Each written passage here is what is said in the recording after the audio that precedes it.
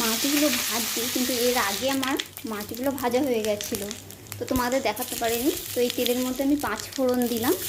5 ফোড়ন দিয়ে এর মধ্যে আমি পেঁয়াজ কুচি আর লঙ্কা কুচি দিয়ে দেব। দিয়ে আমি পেঁয়াজটাকে ভালো করে কষিয়ে নেব। পেঁয়াজটা যতক্ষণ না ভাজা ভাজা হচ্ছে ততক্ষণ আমি কিন্তু এটাকে কষাবো।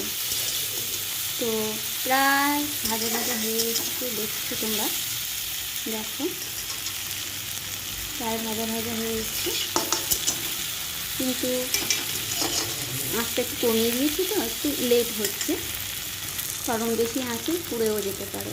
এর মধ্যে কিছু কুচানো আলু আমি দিয়ে দেবো।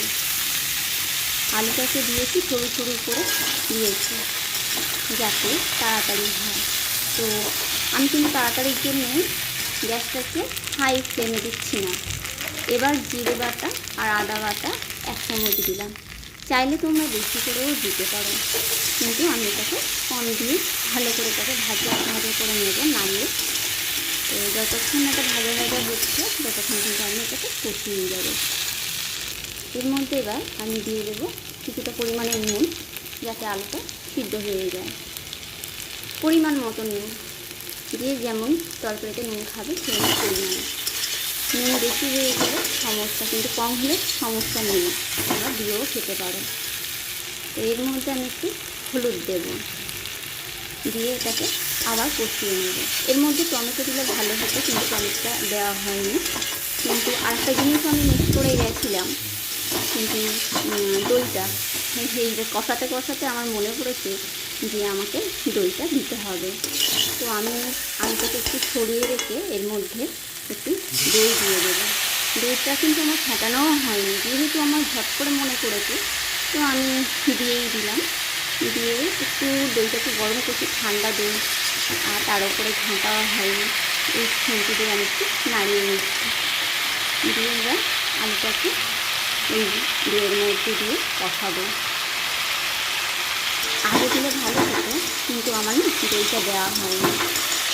এই আমি আলুটাকে কষাচ্ছি, কিন্তু কষাতে দেখছি যে আলুটা না পিট মতন হয়ে আসছে। তো আমি এটাকে বেশি সময় ধরেই কষিয়ে যেতে হবে। লো ফ্লেমেই রাখতে হবে, হাই ফ্লেমে দিলে কিন্তু হবে না। হাই ফ্লেমে দিলে কী হবে, জিনিসটা পুড়ে যাবে, খেতে বাজে হবে।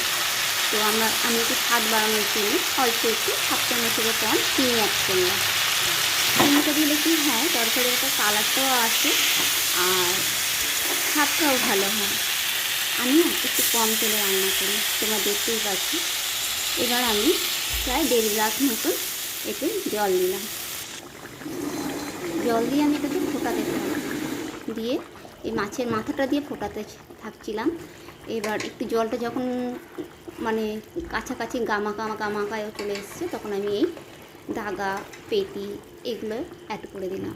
এইগুলো বেশি ফুটলে না মাছটা কেমন গলে যায়, বেশি ফোটালে ভালো লাগবে না।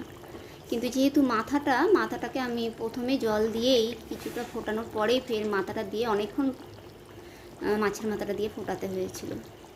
তো এই দেখো প্রায় ঝোলটা দেখো গা মাখা হয়ে গিয়ে এই হয়ে গেছে আমার তরকারি। আমার না রান্নাঘরের লাইটটা জ্বলছিল না মানে আমি জ্বালাইনি। তো দেখো জানলা দিয়ে যে আলোটা আসছিলো, সেই আলোটা দিয়ে মানে অতটা তো মনে হচ্ছে না ক্যামেরাতে, কিন্তু বিশ্বাস করো সেই স্বাদ আর সেই ভালো কালারও এসেছিলো, আর স্বাদটা অপূর্ব হয়েছিল। তো তোমরা এইভাবে বানিও, আর এইভাবেই বানিয়ে